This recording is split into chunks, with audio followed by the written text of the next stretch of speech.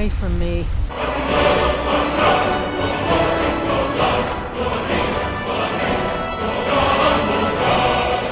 Elder Scrolls.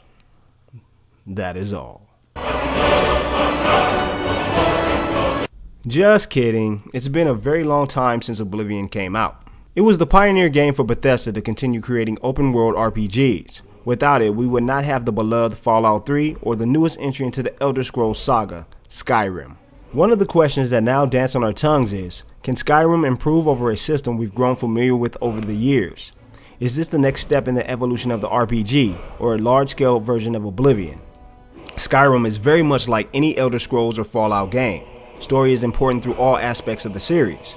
The main story focuses on the chase of an evil dragon, but the side stories all have their own individual avenues of interest.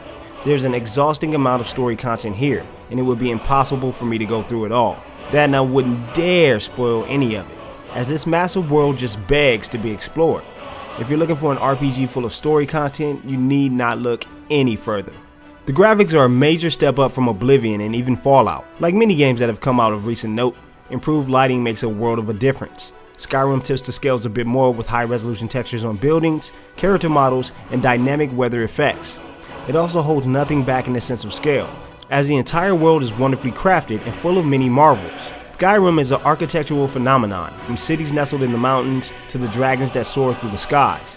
You'll need the entire scope of the map for the pure amount of gameplay ahead of you. When Bethesda spoke of 200 hours of gameplay, they were not just spitting out babble at players.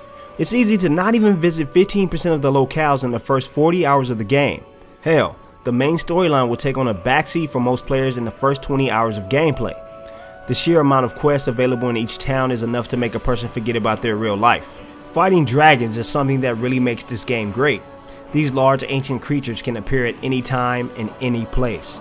It's hard not to notice their trademark roar, or the sound of their large wings flapping overhead. The way that dragons react to the world is amazing. Sometimes they'll go head to head with the player. At other junctures they'll take on the denizens of the world, or just take a tour of the area before flying off to who knows where. Players will deal with selling items to vendors, clashing swords with werewolf hunters, becoming friends with thieves, and so much more. Even the crafting options will keep players occupied for exhaustive periods of time. Gain a wife and many homes, become a werewolf and stalk the weak, and invest in shops to become a business mogul. It's up to you how you spend your time in Skyrim, and that's not even counting the vast open areas players can discover on a whim. Now, even though the content is something to be amazed by, if you're not a fan of the Elder Scrolls fighting system, be prepared to be thrown off by the combat here. It's official, nothing has changed for the better with the system. The same stiff animations in the third-person view, and a few new execution kills doesn't brighten the doorstep of the battle system. I won't say it's a deal breaker, but it won't wow anyone either.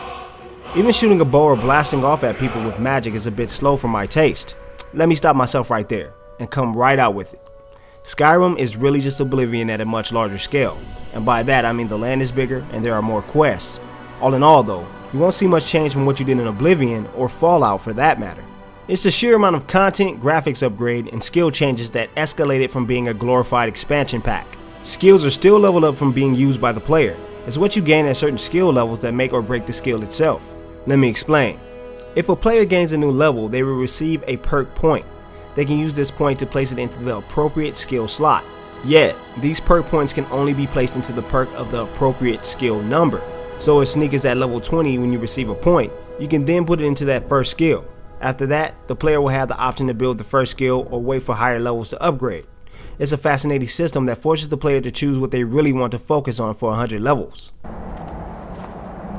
Master Boy. X. Now, is Elder Scrolls the RPG from the heavens? Nah, but it's a great game that will engross players the same way Oblivion did.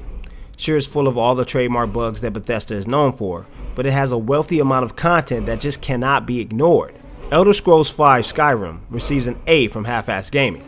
This is without a doubt how a single player game should be. It may not be the greatest of them all, but it holds up the title of Dragonborn.